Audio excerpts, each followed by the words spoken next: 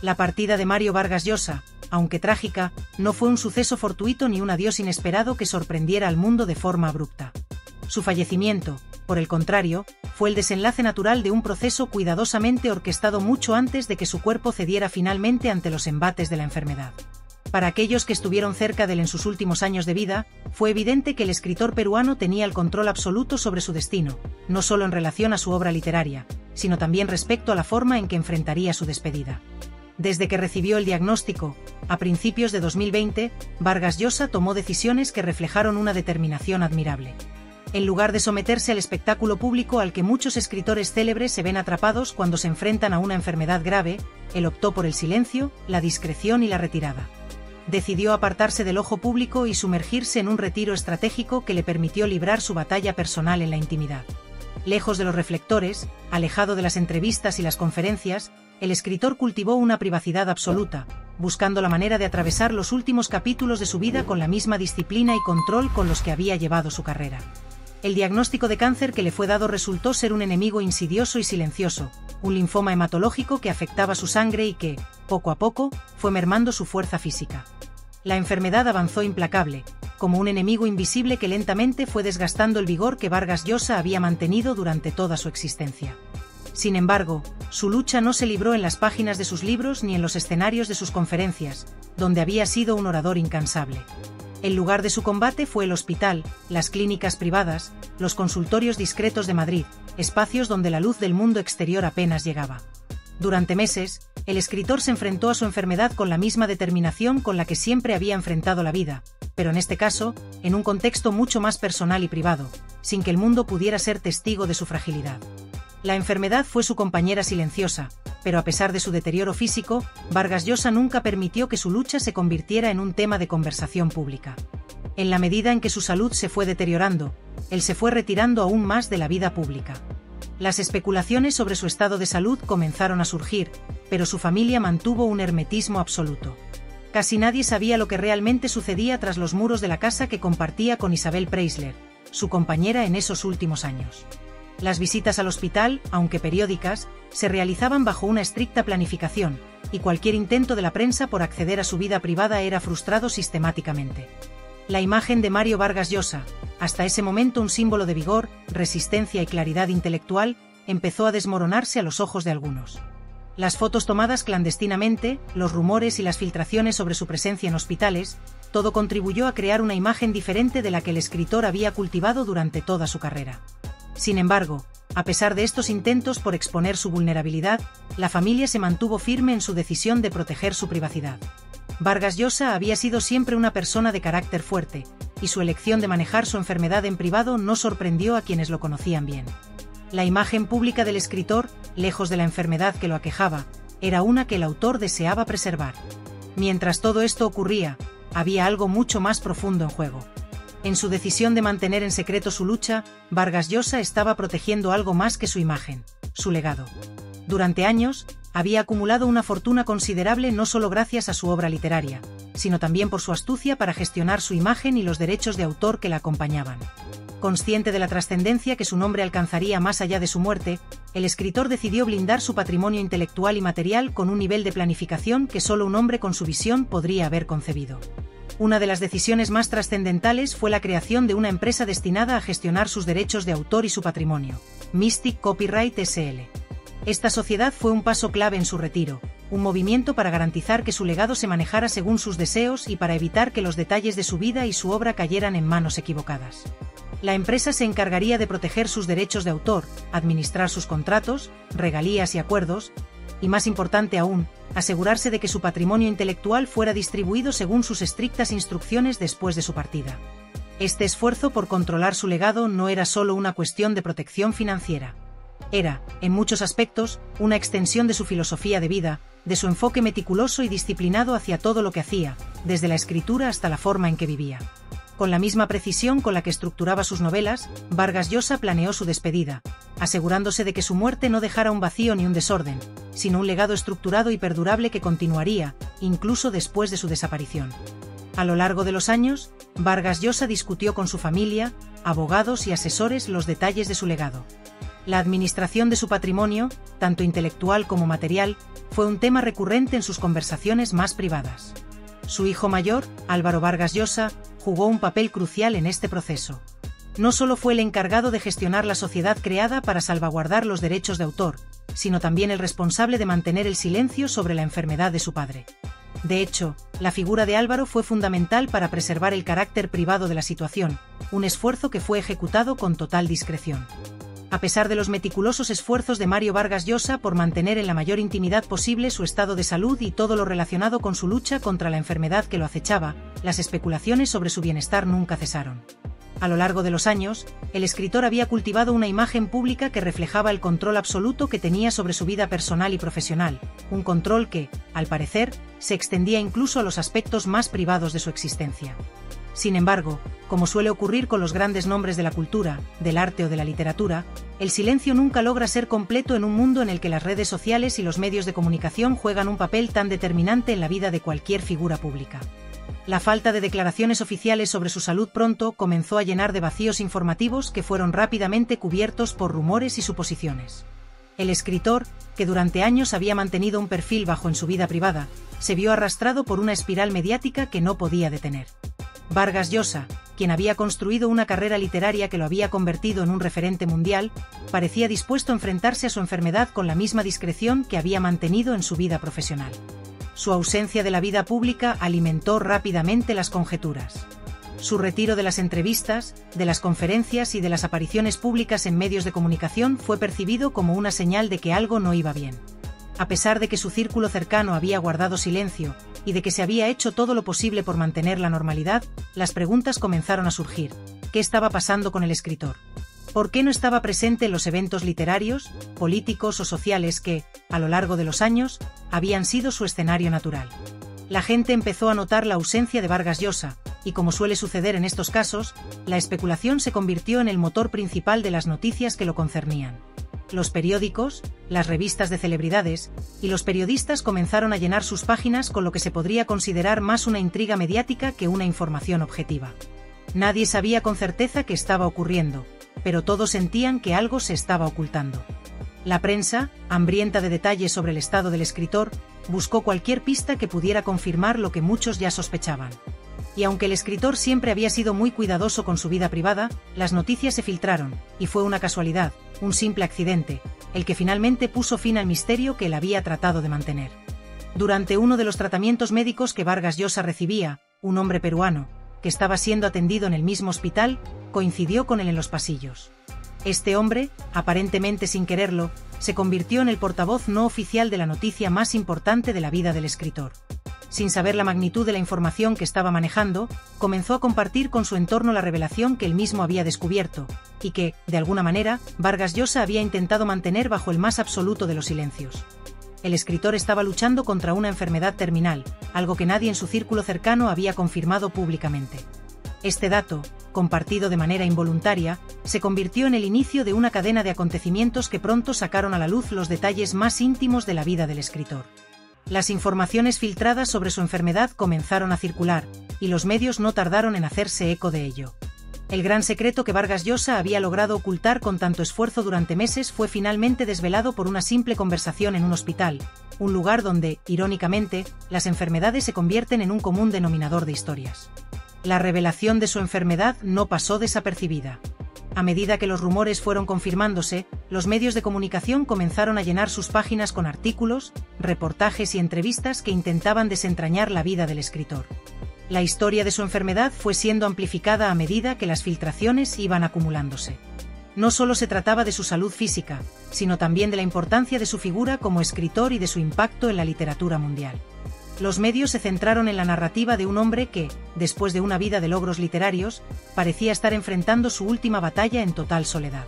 Aunque la familia intentó mantener el control sobre la información que se distribuía, el enfoque de los medios no era solo el diagnóstico médico, sino también la vida personal de Vargas Llosa, sus relaciones familiares, su legado y el impacto que su desaparición tendría en el mundo de la literatura. No obstante, a pesar de la creciente avalancha de información sobre su estado, Mario Vargas Llosa nunca perdió la dignidad ni el control sobre su imagen. Con la misma astucia y precisión con la que había manejado su carrera literaria y pública, el escritor tomó una decisión clara: elegir el silencio y la discreción. En un mundo donde el dolor personal y las enfermedades suelen ser explotados mediáticamente, Vargas Llosa demostró una vez más que su integridad personal estaba por encima de las circunstancias. No solo optó por mantener una actitud reservada sobre su enfermedad, sino que, además, su familia adoptó la misma postura. Ellos se convirtieron en los guardianes de su intimidad, protegiendo lo que consideraban lo más importante, su dignidad. A diferencia de otros casos mediáticos, donde las tragedias personales son aireadas en los medios de comunicación en busca de sensacionalismo, la familia de Vargas Llosa respetó su deseo de mantener el foco en su legado intelectual y no en su sufrimiento físico. La reserva de la familia no solo se limitó a las comunicaciones oficiales, sino también a sus propios círculos cercanos. En lugar de permitir que los detalles sobre su enfermedad se convirtieran en una distracción, la familia se centró en proteger su legado literario, evitando que el ruido mediático opacara lo que había sido su vida, una carrera basada en la obra escrita y en la influencia intelectual. Mientras los rumores y las especulaciones sobre su salud se intensificaban, su familia se aseguraba de que sus libros siguieran siendo leídos, sus ensayos seguidos, y sus pensamientos sobre la literatura y la política continuaran influyendo en la sociedad. Así, mientras el mundo exterior se absorbía en la tragedia de su enfermedad, el escritor y su círculo cercano demostraron que el legado intelectual de Vargas Llosa era mucho más importante que cualquier noticia sobre su salud. Al final, la muerte de Mario Vargas Llosa no fue un vacío que se produjo de forma abrupta, ni un golpe de efecto que dejara al mundo desconcertado. La partida del escritor fue, en cierta forma, una continuación de su obra, una forma de cerrar un ciclo que él mismo había escrito con tal maestría. A pesar de la filtración de la noticia sobre su enfermedad, él mantuvo el control absoluto sobre cómo su vida sería recordada, incluso en sus últimos días. Si bien los medios pudieron hablar sobre su sufrimiento físico, Vargas Llosa no permitió que su narrativa final fuera definida por su enfermedad, sino por su legado. Así, su muerte no solo marcó el fin de su vida, sino también el cierre de un capítulo más de la literatura mundial, con el mismo rigor, control y precisión con los que él había escrito toda su carrera. La desaparición del escritor fue el último acto de un hombre que nunca dejó de ser el dueño absoluto de su narrativa, hasta el final. Mystic no era simplemente una entidad, sino una estructura llena de secretos, de sombras que apenas se vislumbraban entre sus paredes de opacidad. En su interior no solo se albergaban contratos editoriales con renombradas casas de publicación, sino también complejas y dudosas operaciones inmobiliarias, gastos que se desbordaban de manera alarmante y una contabilidad que, lejos de ser una protección de su legado, se presentaba como una amenaza directa a la perpetuidad de su obra. Era una caja negra, un rompecabezas sin solución clara, en la que lo que parecía ser un negocio bien organizado se transformaba, bajo la superficie, en un laberinto de contradicciones y fallos. El primer y más revelador indicio de esta crisis emergió con la publicación del último balance financiero de Mystic Copyright SL, donde se informaba de un patrimonio neto negativo de 109,000 euros, una cifra escandalosa en sí misma, pero aún más desconcertante cuando se comparaba con otro número mucho más llamativo. La empresa había generado más de 2 millones de euros en ingresos ese mismo año. La pregunta era inevitable: ¿cómo podía una sociedad con semejante volumen de ingresos estar al borde de la quiebra? La respuesta, aunque parecía lógica sobre el papel, se encontraba en los gastos operativos, que ascendían a 1,9 millones de euros, una cifra destinada a actividades que, según los informes, se consideraban vitales para el funcionamiento del negocio. Sin embargo, al analizar con más detalle los informes financieros, surgieron una serie de anomalías que echaban por tierra cualquier explicación plausible. Pagos sin justificación, salarios que no respondían a ninguna lógica salarial, y un estilo de vida ostentoso que contrastaba profundamente con el discurso austero que Vargas Llosa había cultivado a lo largo de su vida, especialmente en los últimos años, cuando había hecho pública su decisión de retirarse del mundo literario con una meticulosidad casi novelística. En ese momento, mientras él organizaba su muerte con una precisión que dejaba poco espacio a la interpretación, otros parecían estar escribiendo una historia completamente distinta. Una historia de mal manejo y de recursos desperdiciados, de una administración en la que el control y la transparencia eran casi inexistentes. La administración de Mystic no estaba en manos de personas ajenas a Vargas Llosa. Álvaro, su hijo, figuraba como el apoderado principal de la sociedad, y Fiorella Battistini, quien había sido su asistente personal durante los últimos años de su vida, también tenía plenos poderes para actuar en su nombre. Ambos, encargados de proteger el legado del escritor, se convirtieron en los principales responsables de la desorganización financiera y de los desajustes que se fueron acumulando tras su fallecimiento. Pronto comenzaron a circular preguntas incómodas. ¿Fue esta una negligencia, una falta de experiencia, o algo más calculado y deliberado? La perfección de la narrativa que Mario Vargas Llosa había cultivado en vida estaba comenzando a desmoronarse, no por sus decisiones personales, sino por las consecuencias de haber delegado lo que durante décadas había mantenido bajo su firme control. Pero el caos que se desataba no solo era económico, sino también personal y patrimonial. La red de propiedades que el escritor había acumulado a lo largo de su vida empezó a convertirse en un rompecabezas difícil de resolver.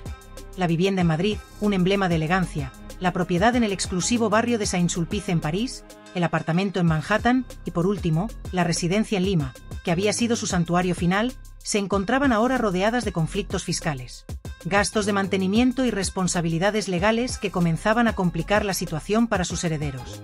Lo que para el mundo era el legado de un Nobel de literatura, un conjunto de propiedades que representaban la solidez y el éxito, se estaba convirtiendo en una pesada carga para sus hijos.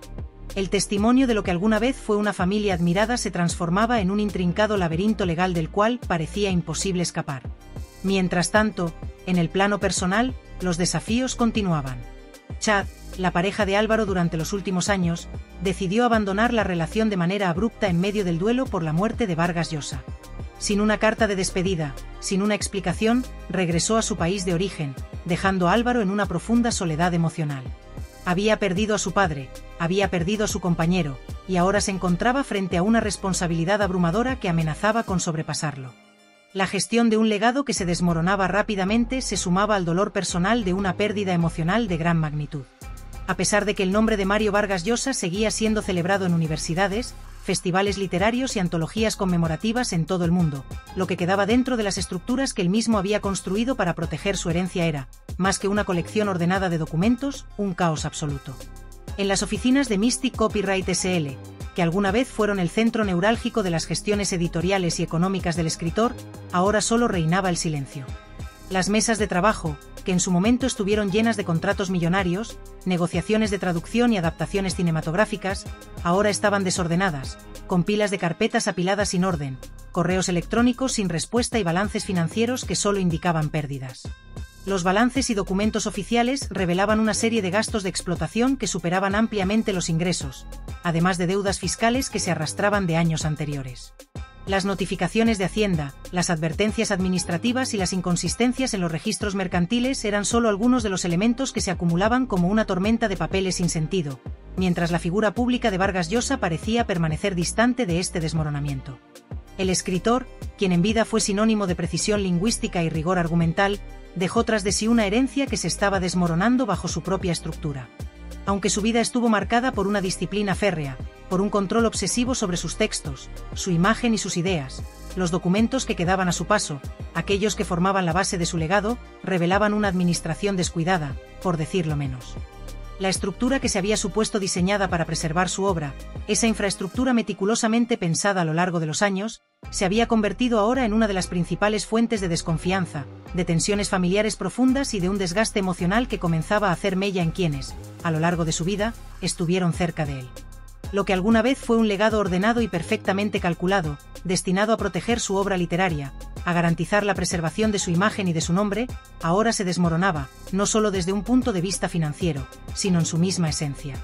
El colapso de su imperio editorial no solo estaba afectando las cuentas y balances que apuntaban a la ruina, sino que también amenazaba con destruir la imagen pública que Mario Vargas Llosa había cultivado con tanto esfuerzo a lo largo de su carrera, una imagen que había sido construida con una meticulosidad que casi roza la perfección.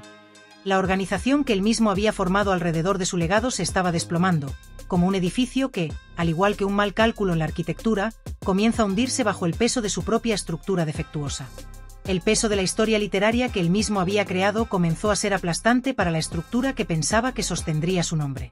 En la medida en que su figura seguía siendo celebrada en los salones académicos de América y Europa, en las universidades que lo homenajeaban, en los congresos literarios que se celebraban para discutir su obra, y en los documentos que se preparaban, en forma de publicaciones inéditas y documentales sobre su vida, la solidez que aparentemente tenía su legado en manos de sus herederos comenzó a resquebrajarse.